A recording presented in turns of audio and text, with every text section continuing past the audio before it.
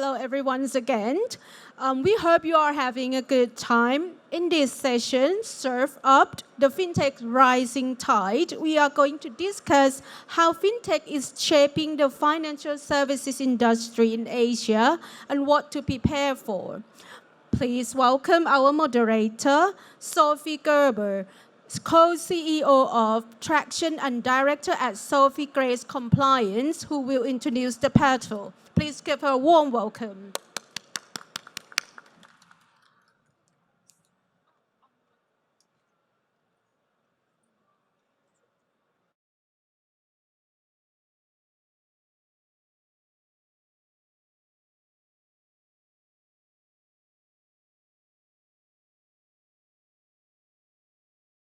So on the panel today, we've got George, Abhinav and Ankit, people who are very experienced across quite a broad spectrum of the fintech landscape. So I'll start with you, Abhinav, to give us some information about you.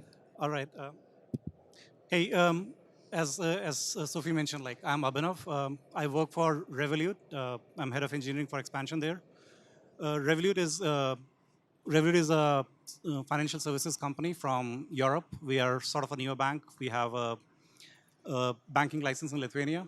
Primarily, we allow our customers to have a one-stop solution so that they can spend, invest, and if needed, borrow money from us. That's me. Great. And George?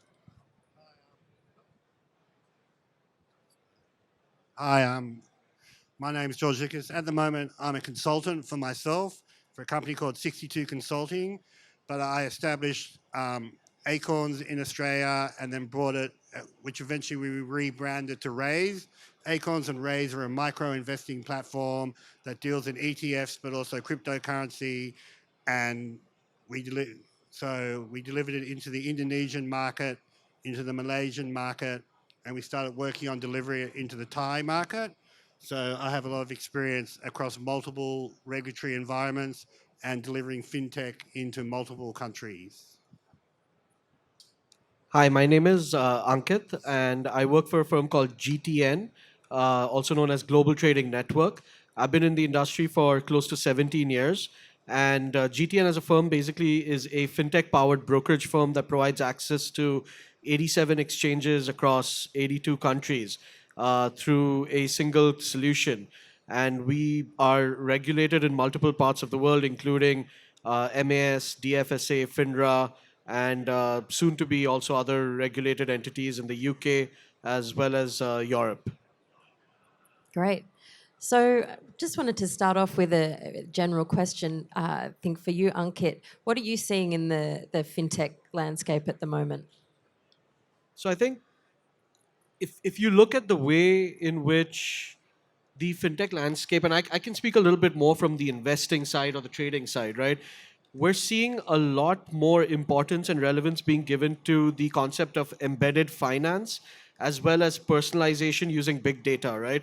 So a great example would be something like the Twitter and eToro deal, where you have a social media app embedding a investing solution inside of the app, right? So we are seeing a lot of traction coming up on that space. At the same time, we're also seeing a very large amount of importance being given to uh, personalization. So today, if you're logging into an app, right, it's not the standardized process of just saying, here's your portfolio, here are the stocks, etc. It's more being driven by the data based on what you're looking at constantly, etc. So that level of personalization is becoming more and more important. So I think these two areas is really where I'm seeing a lot of relevance and importance being given. Now, the other area or the other thing is everybody, and this is a term I would say is a little bit loosely used as well. Everybody wants to be or become a super app, right, today. Realistically, a super app is something where you can do multiple functionalities within the same app, right? Including a great example is like you've got ride hailing services with food delivery, but why don't they have investing as a solution inside those apps, right? The reason is because they haven't yet explored solutions like embedded finance, where you can actually put in those or plug in that widget or that solution inside of the app. And this is, I think, one of the key areas.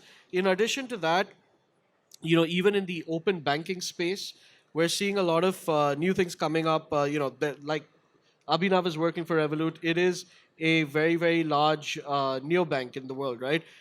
Like that, there are many other neobanks that are trying to get into investing. So again, from an investing and trading perspective, I think this is really where we see where the future will be. Yeah, I mean, as we were talking on our call before, the company that George founded, Raise, they send out a monthly statistics email, which I have an account with Raise, so I'll just disclose that. But every month I get this email saying, you invested this much this month, other people invested that this much per month, you're above average, you're below average, and gives you stats. And I find it so... being a bit competitive, I find it so addictive getting these statistics. So I'm just interested sort of what the origin of that was, and George, and what, do you find other people respond to it, or am I the only person who gets inspired by that? No. Yeah, obviously the personalization is the key when you're a business to retail, and making it more personalized. And when we were working at Raise, we spent a lot of time not only via emails but also via push notifications, because we were also linked into the equivalent of open banking at the time in Australia. So we could do things like, you're spending too much on your Uber ride, or maybe think about getting a bus, and very personalized. Financial services messages, so financial service advice in small bite-sized pieces, but in real time when the customer actually really needs it, rather than sitting down and doing a more holistic approach. And we have, from a retail point of view, we found that extremely useful. So you're not the only one who responded to it. And, that email was just an evolution of what we were doing. Great.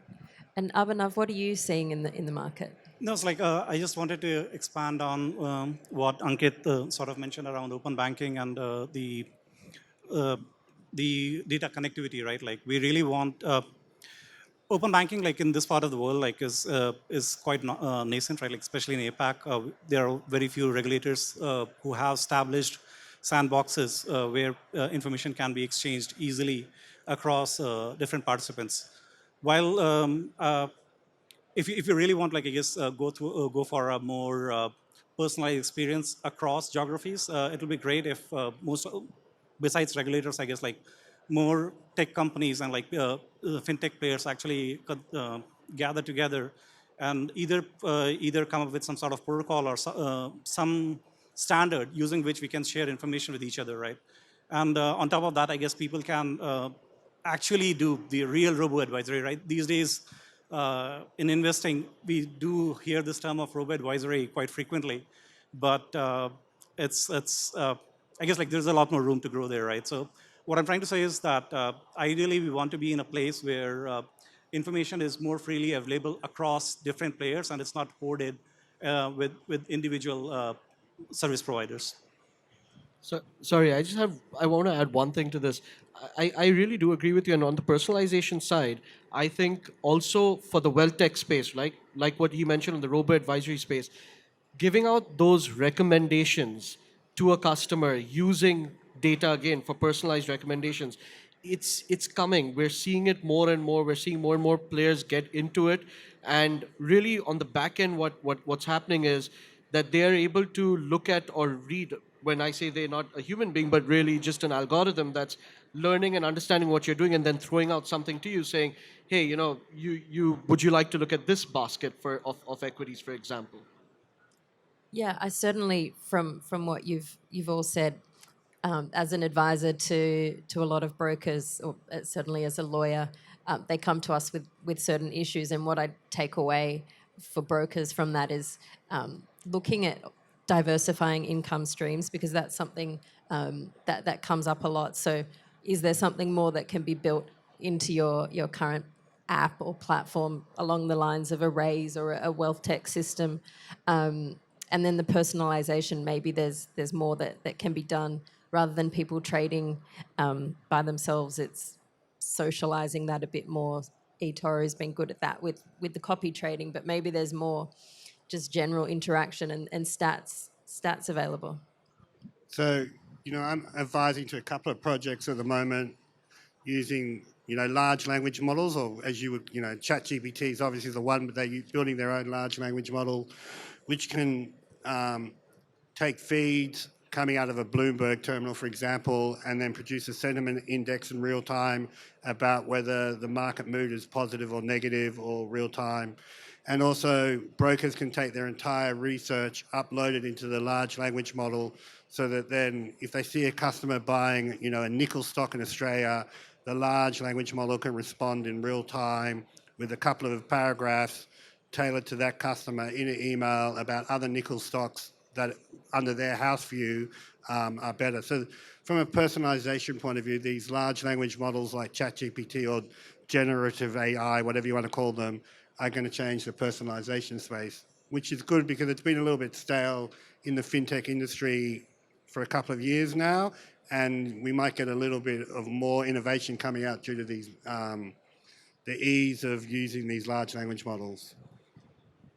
Just one point on this as well, right? So if you notice, there are effectively in the fintech space, there are two types of entities. One is regulated, the other is unregulated, right? So the regulated entities are stockbrokers, etc., that can very quickly and easily launch these kind of services. But when I say embedded finance, that interesting piece that comes out is it enables unregulated entities which have a large user base to embed that solution inside of that app. And I think, you know, this is also something that I've been hearing. Everyone eventually is going to be a fintech, right? So there's going to be some aspect of a fintech inside most of these apps at some point.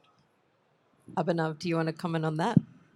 So I just want to I guess expand on especially the is unregulated players, right? While a lot of them when they try to embed financial activities on their platform, I guess most people don't really start with wealth building. That's mostly focused on lending, and so that people can consume the services provided by the platforms more easily. I guess a primary example is all the pay later services, nearly everybody is doing. So yeah, but the other thing that I wanted to, I guess, really discuss is uh, besides embedded finances, I guess connected finance is the word that I really wanted to use, because uh, at the moment I do not see a lot of players, at least for an average person, which can provide a consolidated view of a person's net worth across everything that is there, right? Across real estate, investment, and everything else.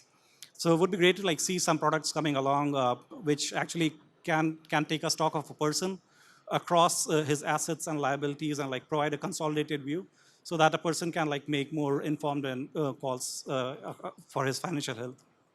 Is that something that Revolut's building, or just Uh, something you've seen? it's not something that Revolut is focused on right now.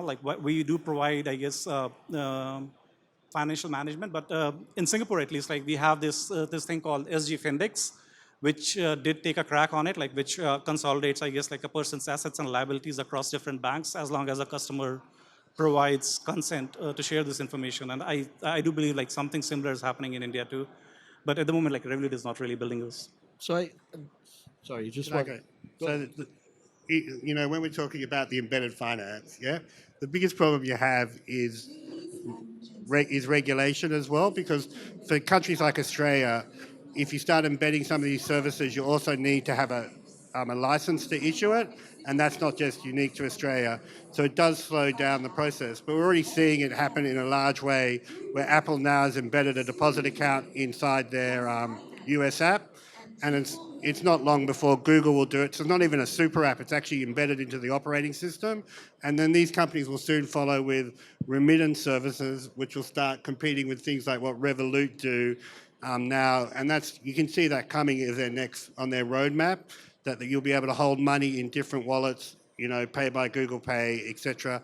So it's not really just a super app you have to be, it's really the large fintechs, which is what is the scary space. The large techs like Apple, Facebook, and Alphabet, which are going to start to dominate the industry. And we're already seeing it, with Facebook doing sending money via WhatsApp. So it's just a matter of time before they'll be doing remittance on top of that. Ankit. Yeah, just one comment on that. So, connected finance, right? It's a thing that exists in the US in some aspect. So you've got Yodlee, you've got Fiserv, which are these financial services firms aggregators, where if you are banking or you're banking with multiple banks, right? You're banking with JP Morgan, with Citi, etc. You can actually authenticate yourself and the data is pulled into a singular platform. So that solution exists, but unfortunately it's not so global. It's more localized in the United States. So I actually do agree with you. That's one space where, I mean, imagine a world where you could literally just authenticate yourself using some sort of a tax ID and all your data just gets pulled into one place, and you can look at your overall view of your net worth, what you own, what your liabilities are, etc.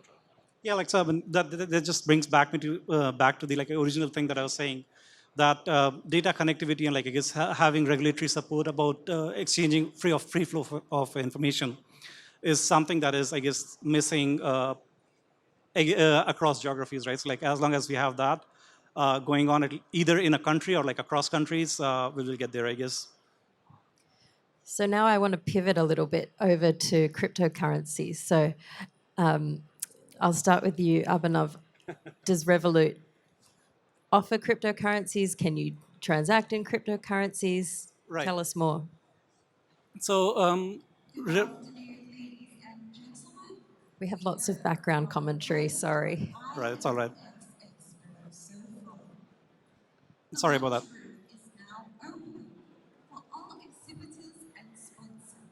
Lunchtime already. Time goes.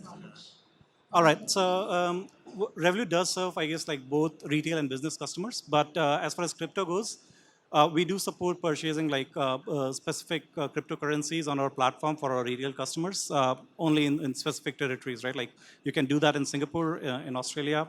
You cannot do that in Japan, and of course, like in Europe, we had a big crypto play going on. So yeah, in short, like we do allow it, but it depends where your Revolut account is based on.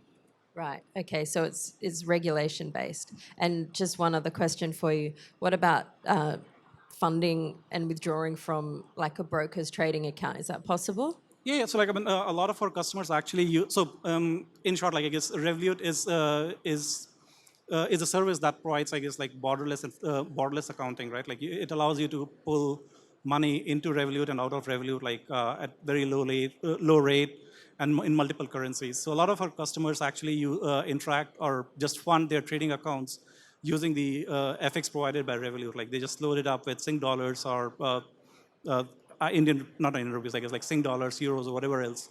And whatever currency is required in their brokers, they just like send it across. And I'm like, they depending on their plans, they enjoy like pretty low rates. So it's a very common practice that most of our customers do. But unfortunately, at the moment, we do not have a direct integration with any of the brokers, but that is something that we can look into, because Revolut also has a B2B platform where we do merchant acquiring, where merchants can acquire funds through Revolut, right? Like, yeah, I mean, that's something that I guess like we can combine the two and provide easier access to funds for customers based on the FX rate provided by Revolut. George, you're a bit of a crypto expert in the Asian region. Tell us more. Thank you. So, be aware that Southeast Asia specifically will probably bypass traditional assets, like they bypass the PC and mobile phone, and most people will use crypto. We've already begun to see that here in Thailand. We've seen it in Indonesia, where the crypto markets are now larger than the stock market. You know, I've had a lot of discussions with a lot of people to understand why the millennials and also the generation below are very positive with crypto, even though we see these large moves. And even though we have seen these large moves, it hasn't scared them away. So especially in Southeast Asia, crypto assets are here to stay. Thailand obviously has quite an advanced regulation around crypto assets. Malaysia has quite an advanced regulation around crypto assets. Indonesia, they're still sorting out. They do have quite a lot of regulation, but there's some issues between the Babati, which, well, not issues, but they're areas that overlap, and they have to sort out between the Babati and the OJK around crypto assets. The OJK is more about, investment managers, while the Babati is more about commodity trading. And countries like Australia are quite far behind in the regulation of crypto assets. But a lot of these, are being driven by just the popularity internally in those countries around digital assets, crypto assets, and the use of those assets.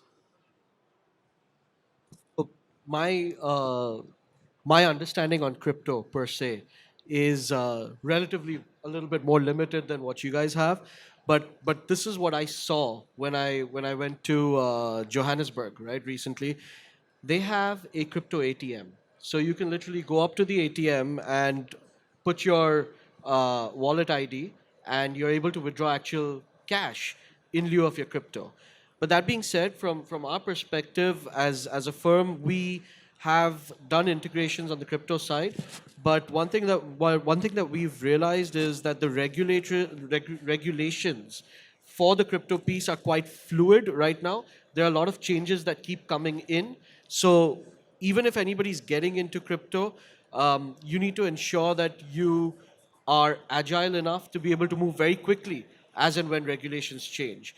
But on an overall basis, I would 100% agree with you that we also do see Southeast Asia as a market where crypto is being accepted very, very quickly. And the regulators have been quite, I would like to say, supportive towards it as well. Which brings me on to my next question for all of you, really, which is about what customization has happened for your product or for your apps to target the Asian market or cater for the different way that they're transacting. Yeah, sorry, like I'll just go first, right?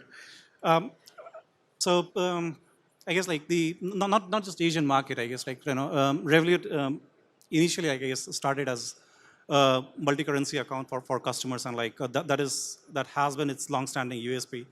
But given the focus on profitability and like I guess everything else that's happening in the global market, diversification is one thing that Revolut has incorporated like very heavily, and we started branching out to crypto, wealth management, even providing savings account, and then like going to businesses, right? So I guess what I would say is that uh, while it's very good to have one USP, but given like how fluid the market is, it is always good to have some diversification happening in your portfolio, so that in case something bad happens in the industry, like you have a crutch to lean on.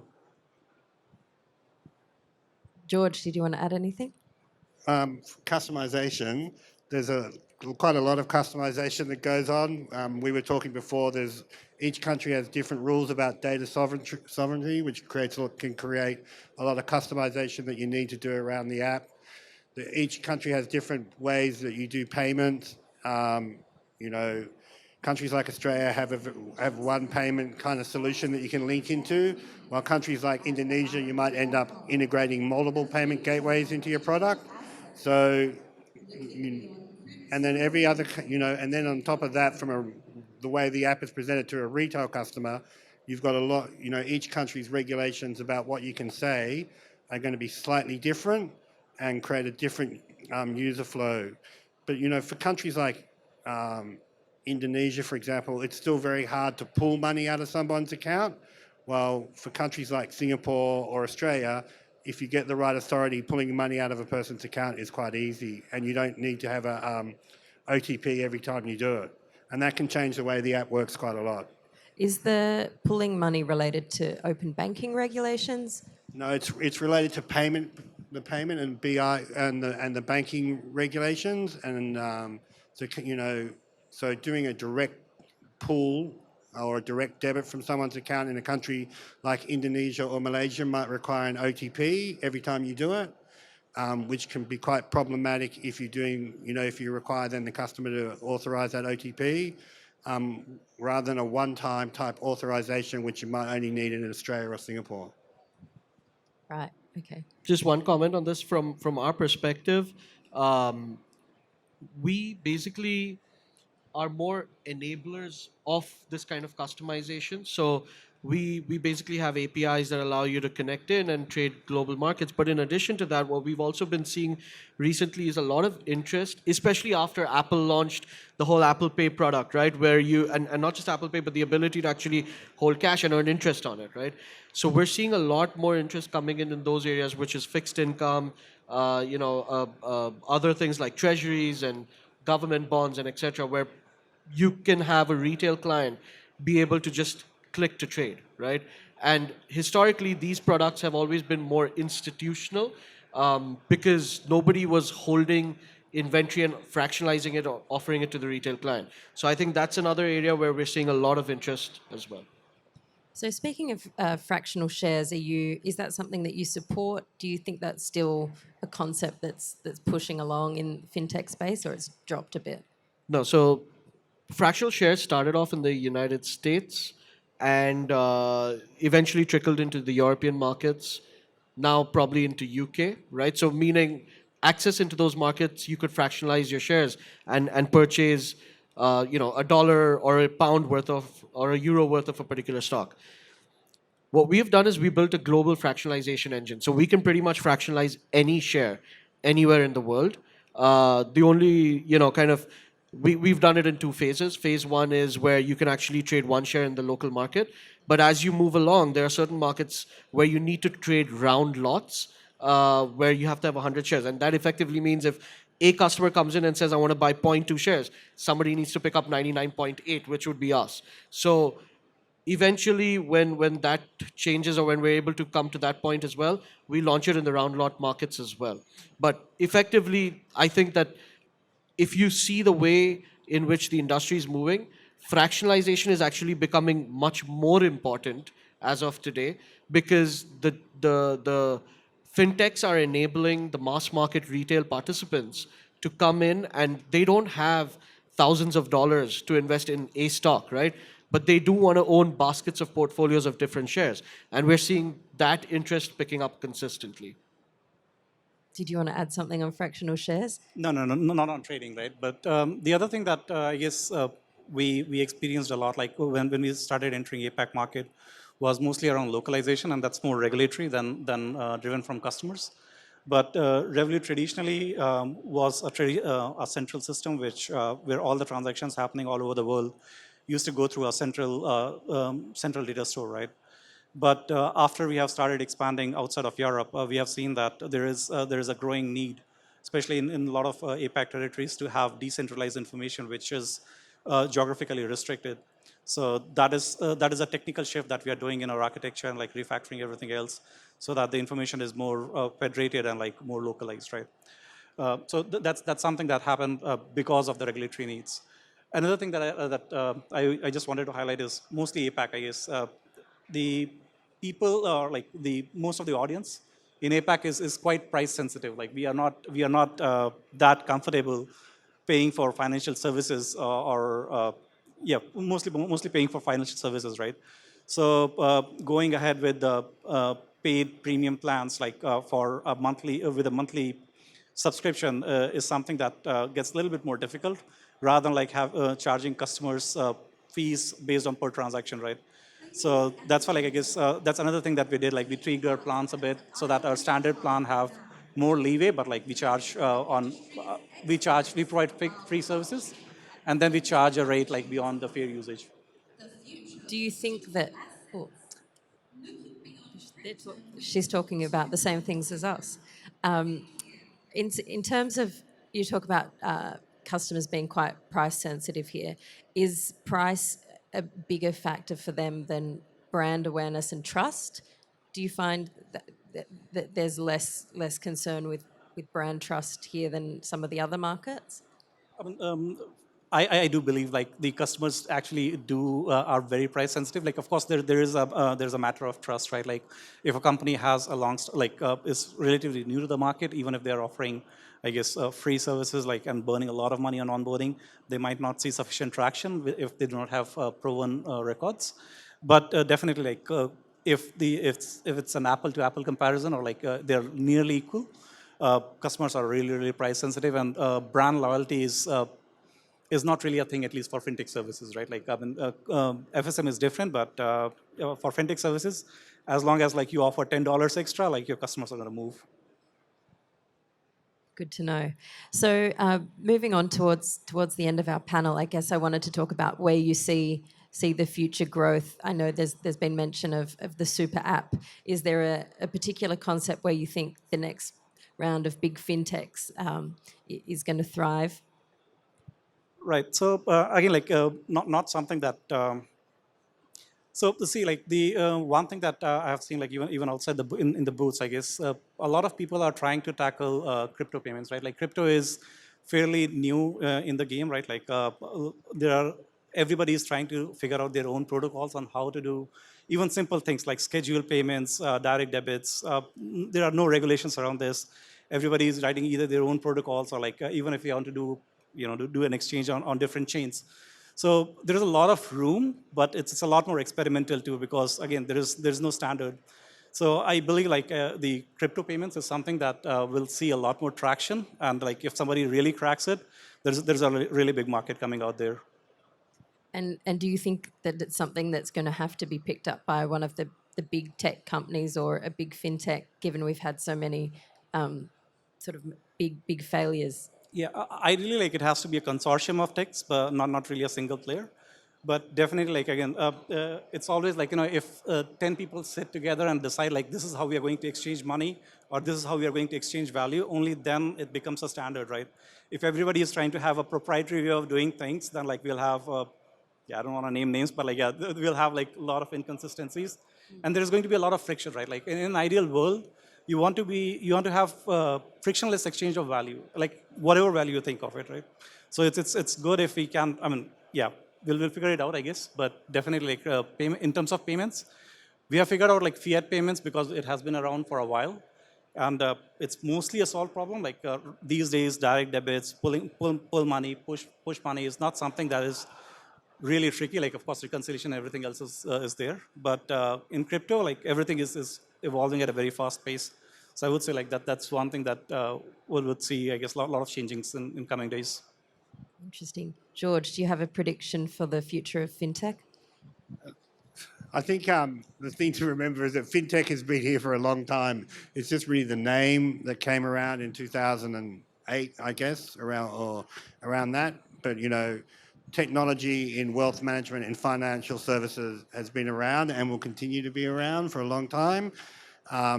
What we call, from consumer-facing type fintech has been, as I said, a little bit dry over the last 2 years. We haven't seen any great innovations. We saw a lot of innovations earlier on around 2014, 15, mainly about onboarding and fractionalization and the payment, being able to do remittance in real time.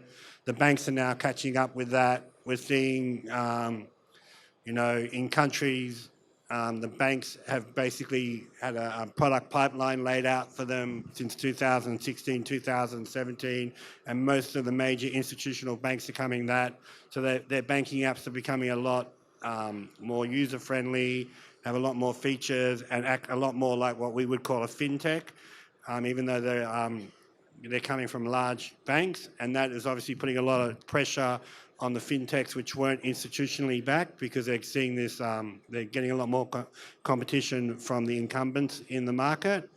And we'll just have, we'll just see, I think, the next kind of like, there's a lot of work being done around these large language models, generative AI, which will assist with compliance, assist with a lot of the back-end features, but also a lot of the personalization.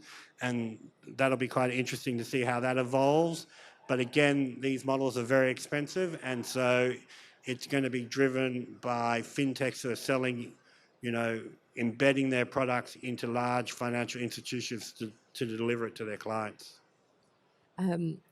You mentioned that banks have taken up a lot of these fintech, more user-friendly interfaces that seems to be sort of pushed on them by fintechs. Do you think that there's going to be a bit of a stalling of that now that there seems to be more of a funding crisis for the newer fintechs? Well, there'll be I mean, it won't be there's not a funding crisis for the institutions or the large banks to deliver these. They will look at their return on investment when they probably like to get a return on investment in 2 or 3 years. But it does make it harder for the fintechs who are not aligned with institutions to raise capital, because it makes it harder to have that product which is 10x better than another product that gets someone out of bed to have a look at it.